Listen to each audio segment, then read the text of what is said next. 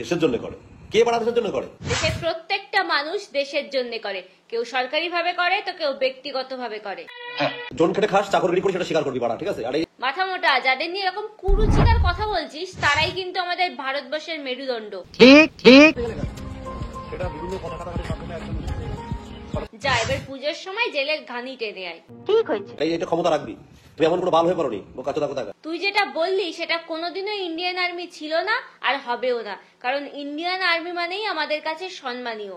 यही नहीं, अभी और सुनिए। তোর মতো আবালরা সেই সম্মান আর যোগ্যতা পাওয়ার যোগ্যই না। সঠিক বলেছেন। বাল, ঠিক আছে? দেশে ভালোবাসা চোদে, তাহলে শুধু তোকে একা অ্যারেস্ট করা উচিত হয়নি রে, তোর বউটাকেও অ্যারেস্ট করা উচিত ছিল।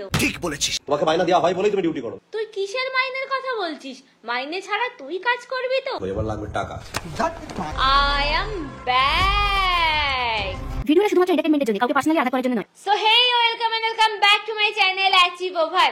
শুরুতেই সবাইকে জানাই শুভ শারদীয়ার শুভেচ্ছা। সবার পুজো খুব ভালো কাটুক। আর আজকের ভিডিওটা আমি যাকে নিয়ে করব তাকে নিয়ে ভিডিও বানাতে আমার সত্যিই রুচিতে বাজছে। তারপরেও ইন্ডিয়ান আর্মিদের নিয়ে কিছু কুরুচিকার মন্তব্য এবং তার মুখের নোংরা ভাষার কারণেই আজকে ভিডিওটা করা। তো ভিডিও শুরুর আগেই ছোটরা ভিডিওটা স্কিপ করো, আর গুরুজনেরা কি চাইলে ক্ষমা ঘেন্না করে ভিডিওটা দেখে নিতে পারো। তো চলো শুরু করি। মাইনা দেওয়া হয় বলেই তুমি ডিউটি করো। তোমার কথা তোমার মাইনা না দিয়ে তোমার গাড়ি ঢুকে যাবে সব, তোমার ডিউটি বোকা চোদা কোথাকার। শোন, ইন্ডিয়ান আর্মিরা রাতের পর রাত জেগে দেশ এবং দেশের বর্ডারগুলোকে পাহারা দিয়ে রেখেছে বলেই তুই আজকে নিশ্চিন্তে বাড়িতে ঘুমাতে পারিস। তোমাকে মাইনা দেওয়া হয় বলেই তুমি ডিউটি করো। তোমার কথা তোমার মাইনা না দিয়ে তোমার গাড়ি ঢুকে যাবে সব, তোমার ডিউটি বোকা চোদা। মাসের পর মাস তারা পরিবারকে ছেড়ে এতটাই দূরে থাকে যে তারা যদি মনে করে একদিনের জন্য তার পরিবারের সাথে একবেলা ভাত খেয়ে যাবে, তারা সেটা খেয়ে যেতে পারে না ছুটি ছাড়া। সঠিক বলেছেন। আর তুই কিনা সেই তাদের দেশভক্তি নিয়ে নোংরা ভাষায় মুখ খারাপ করে গালাগালি করছিস। বাল, ঠিক আছে? দেশে ভালোবাসা চোদে, তাহলে তোর বউ এটা কি বললো? দেশকে ভালোবাসা দেখাচ্ছে। বাল, ঠিক আছে? দেশে ভালোবাসা চোদে। এই তোর বরকে একা অ্যারেস্ট করেছে কেন? তোকেও তো অ্যারেস্ট করা উচিত। কেন? কারণ অন্যায় যে করে আর অন্যায় যে সহ্য করে দুজনেই সমান অপরাধী। ঠিক। সেখানে তুই দেশকে ভালোবাসা নিয়ে তোর বরের সাথে আঙুল তুলছিস, তোকেও তো অ্যারেস্ট করা উচিত। পাবি পাবি, তোরা সবাই এ ফল পাবি। টাকা নেওয়ার দরকার কি তাহলে ভালোবাসা যখন থাকে? কারণ তাদের পরিবার থাকে আর তারা তাদের পরিবার থেকে অনেকটাই দূরে থাকে, সেজন্য তাদের বাবা মা ভাই বোন স্ত্রী সন্তানদের উপর একটা দায়িত্ব কর্তব্য থাকে। তোর মতো দায়িত্বহীন না। বাঞ্চোদ। আমার বাবাকে দেখি না, তুমি নিয়ে যা। আমার বাবাকে আমি দেখবো না, আমার ইচ্ছা। তোর মতো কুলাঙ্গার বাবাকে কি করে দেখবে রে? তুই তো বেয়াদব, তোর বউটাও তোর মতোই বেয়াদব। আমার বাবাকে আমি দেখবো না।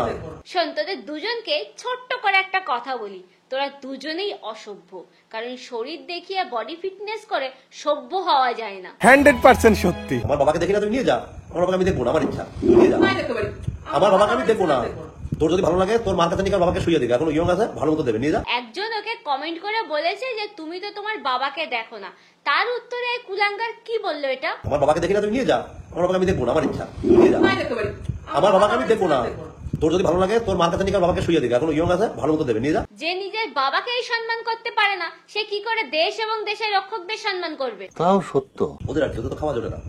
রেশনে চাল খেয়ে গলায় বেঁধে দেয়, তখন মুখে কিছু বলতে পারে না, একটু গালাগালি লেখে। তোর মুখ এবং বডি দেখলে গালাগালি ছাড়া কিচ্ছু মনে আসে না পাবলিকের। খাচ্ছে তা দেখো, মুখটা পুরো শুয়োরের পোদের মতো লাগছে। খুব খারাপ হয়ে যাবে কিন্তু।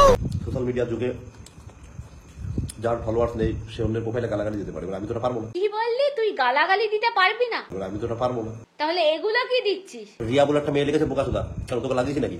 নাকি তুই ব্যথা পেয়েছিস? আনকি তুমি এমন কোনো বাল হয়ে পারোনি। তোমার বোকা চোদা তোমার মাইনা না দিয়ে তোমার গাড়ি ঢুকে যাবে সব, তোমার ডিউটি বোকা চোদা কোথাকার।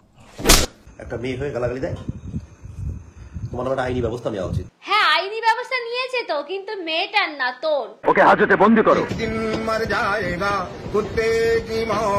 যা এবার জেলে গিয়ে মাছ মাংস ডিম ভাত খা। তুমি কোথায় ল্যাংটো হয়ে নাচবা ফেসবুকে, তা না তুমি একটা ছেলের প্রোফাইলে এসে গালাগালি দিচ্ছ। কেন সবাই কি তোর মতন এরকম ন্যাংটো হয়ে শরীর দেখাবে?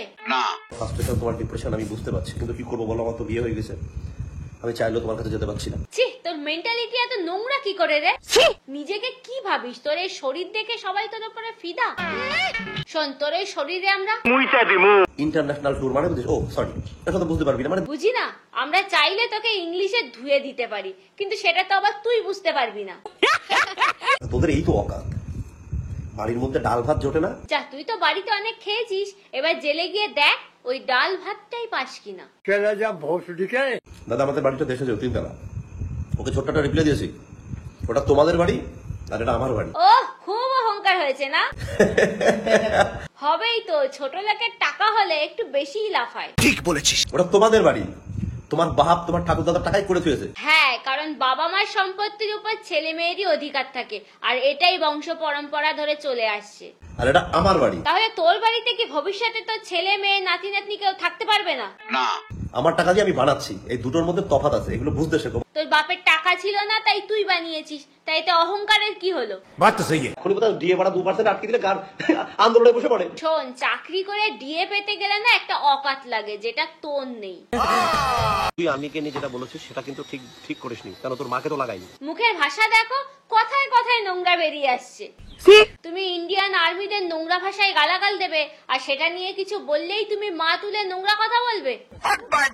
অনেকেই করে রোস্ট, কোনো ব্যাপার না। রোস্ট আমার ভালো লাগে, কারণ তুমি যদি তোমাকে নিয়ে যদি রোস্ট না করে তাহলে তাদের পেটের ভাত চলবে কি করে? রোস্টাররা রোস্ট না করলেও তাদের পেটের ভাত চলে, কারণ তারা তোর মতন ভিখারি আর মূর্খ না। আমি ভিখারি ছিলাম, আমি করিনি, আমি অন্য কিছু করে পয়সা কামিয়েছি।